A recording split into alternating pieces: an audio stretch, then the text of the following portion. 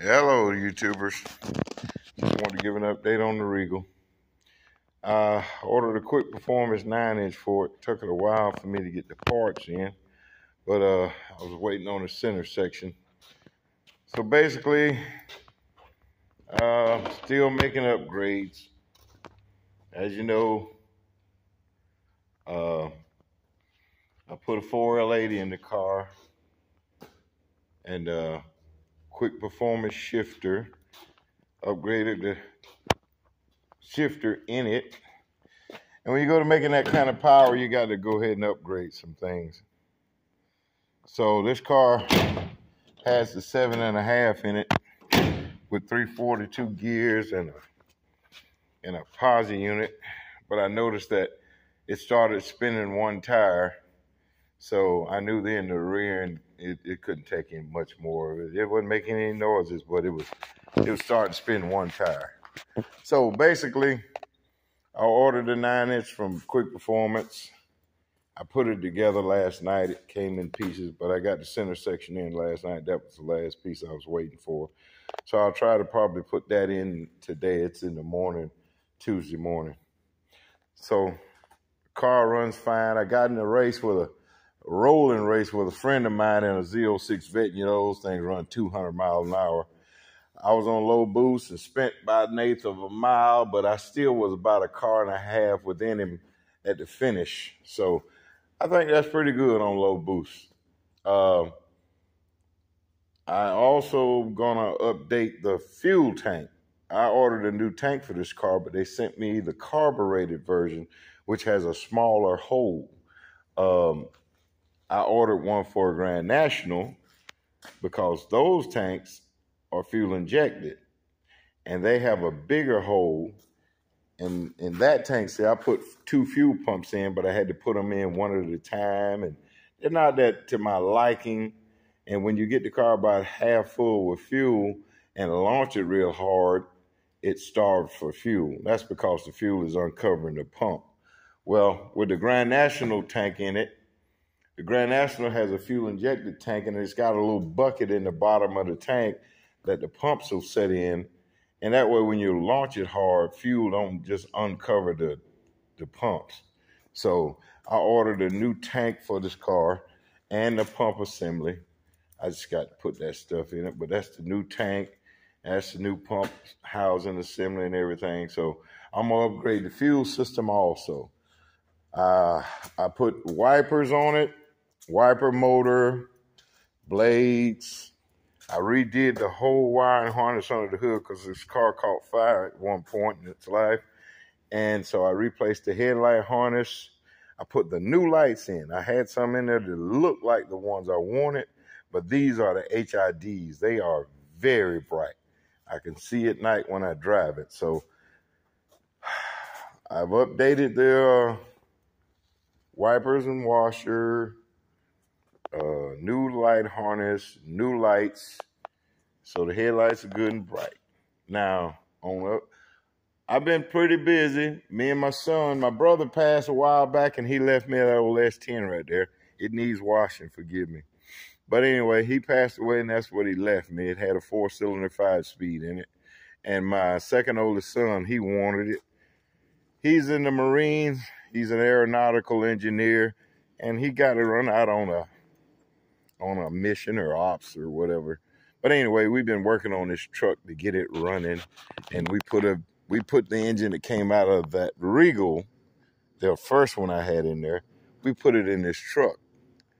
Then I had a 4L80 laying around, and Richard Disher freshened that up for me for him a couple of days ago. So the truck's together. It runs. We got the exhaust ran on it.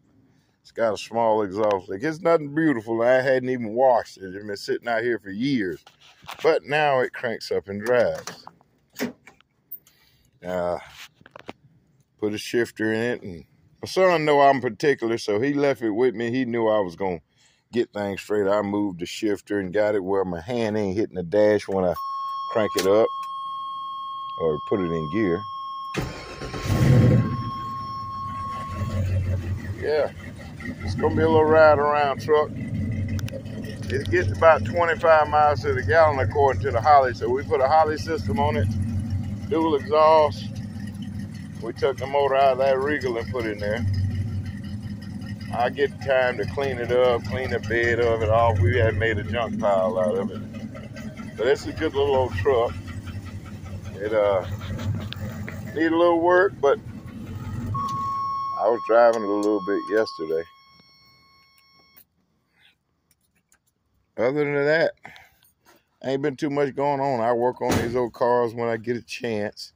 And that Regal, I'll put that 9-inch in it today, Lord willing, don't nothing happen. And start breaking the rear end in. And maybe later on, put that fuel tank in there. I don't know if y'all heard this thing run since I put the cam in it, but I don't think the camera does it justice.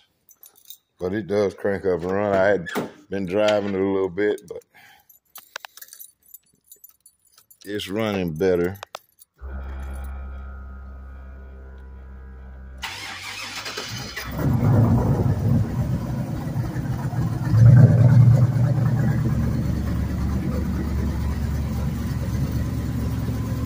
Cut them headlights on so you can see how bright they are.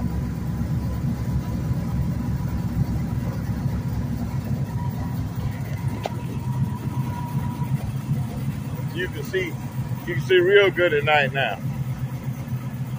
Definitely can see good at night.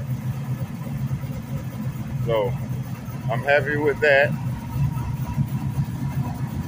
And that's about it. We tinker around in the shop when we get an opportunity. It's not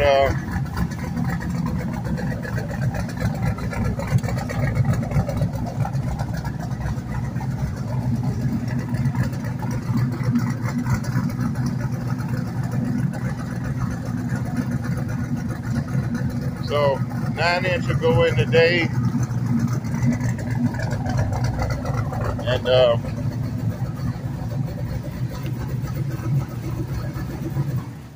I've been experimenting with some gear changes, you know.